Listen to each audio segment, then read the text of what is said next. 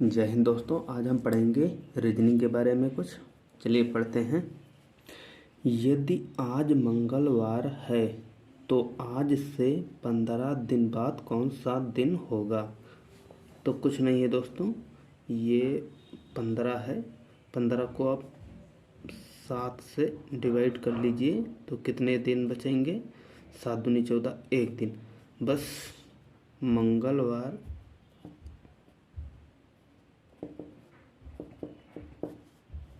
वार में एक दिन जोड़ दीजिए तो कौन सा दिन आएगा, बुधवार।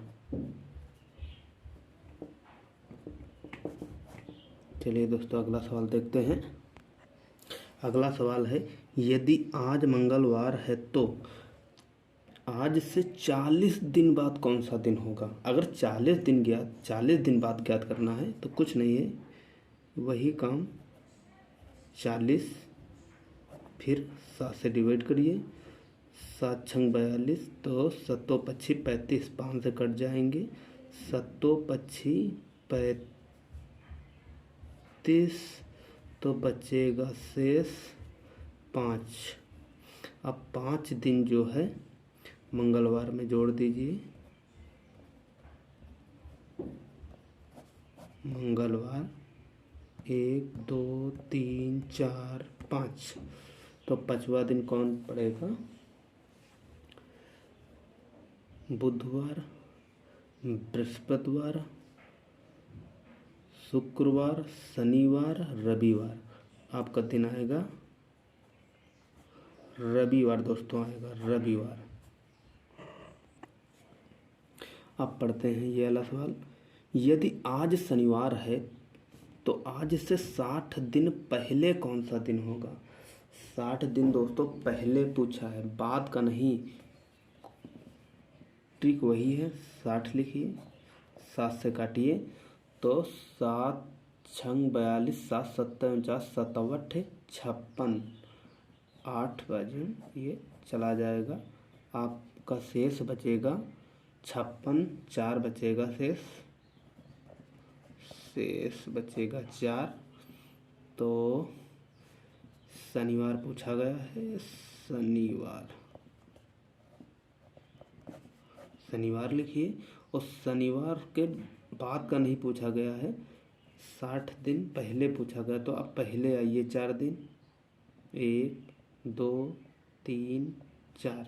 तो शनिवार से पहले आएंगे तो पड़ेगा रविवार।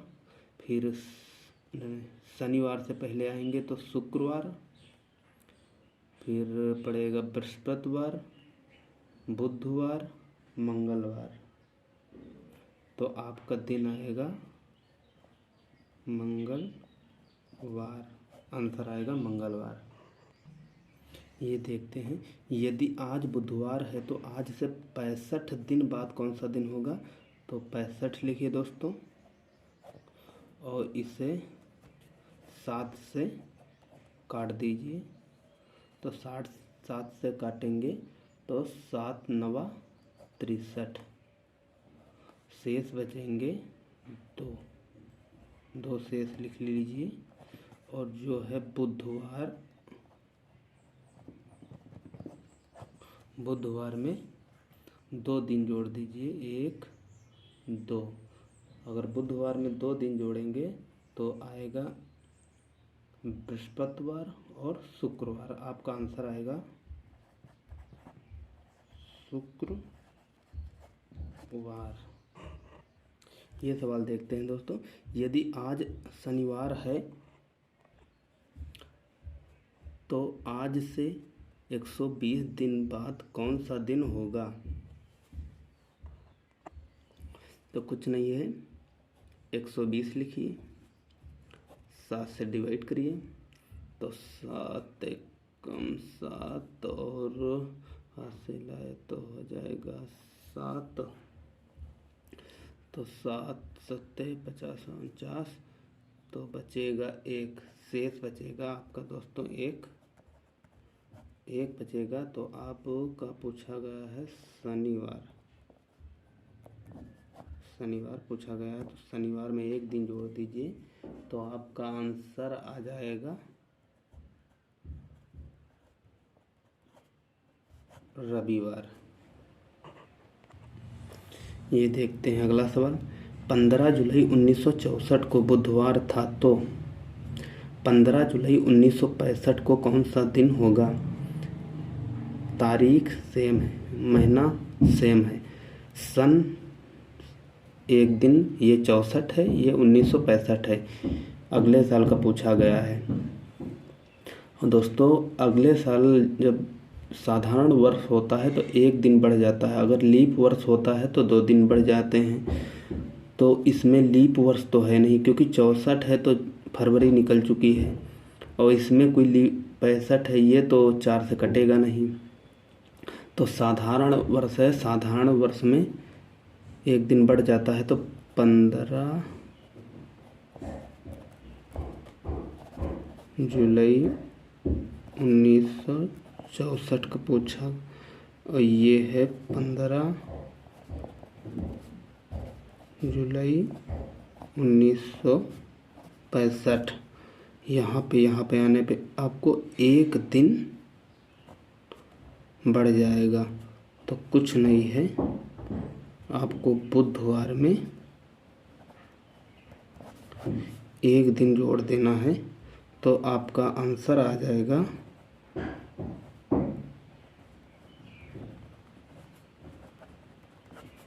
बृहस्पतिवार आ जाएगा। अगला सवाल देखते हैं। 10 दिसंबर 1981 को गुरुवार था, तो 10 दिसंबर 1991 को कौन सा दिन होगा? तारीख सेम है, महीना सेम है, 1981 से 1991 तक आपको आना है। तो 1981 10 दिसंबर 1981 10 दिसंबर 1991 तक आपको आना है, यहाँ से यहाँ तक। यहाँ और साधारण वर्ष में एक अगले साल जाने पर एक दिन बढ़ जाता है, तो यहाँ पर 1981 से 1991 तक जाने पे 10 दिन तो बढ़ जाएंगे आपको सीधे सीधे।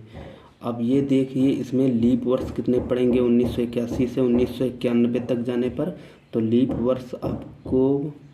लीप वर्ष इसमें कितने पड़ेंगे? तो आपके लीप वर्ष पड़ेगा, एक तो 84 और एक 88, 84 88 पड़ेगा। अब देखिए 10 दिन तो ये हो गए, और प्लस 2 दिन लीप वर्ष के हो गए, क्योंकि लीप वर्ष में एक दिन बढ़ जाता है। तो 10 दिन तो ये हो गए, 2 दिन ये हो गए, 12 दिन। 12 को आप 7 से डिवाइड कर दीजिए, तो 7 कम 7 बचेंगे 5। अब जो है गुरुवार में 5 दिन जोड़ दीजिए,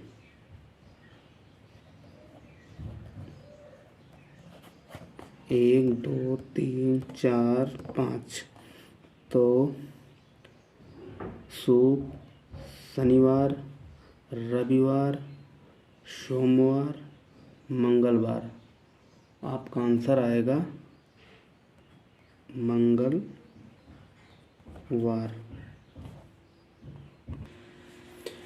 1 फरवरी 1920 को गुरुवार था, तो 5 मार्च 1920 को कौन सा दिन होगा? डेट सन सेम है,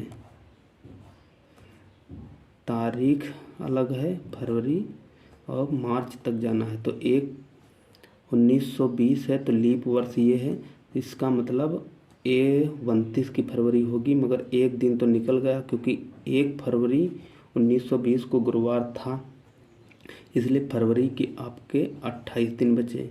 और फिर पूछा गया है मार्च तक, तो 5 मार्च लिख लीजिए, फिर 7 से काट दीजिए। तो अगर हम इसको जोड़ते हैं तो 28 5 आपका बनता है 33, और अगर हम 7 से काटते हैं 28 5 आपका बनता है आपका शेष आएगा 5। शेष 5 आया। अब हम गुरुवार में 5 दिन जोड़ देंगे। 1 2 3 4 5। गुरुवार से 5 दिन चलेंगे। शुक्रवार, शनिवार, रविवार, सोमवार, मंगलवार। आपका आंसर आ जाएगा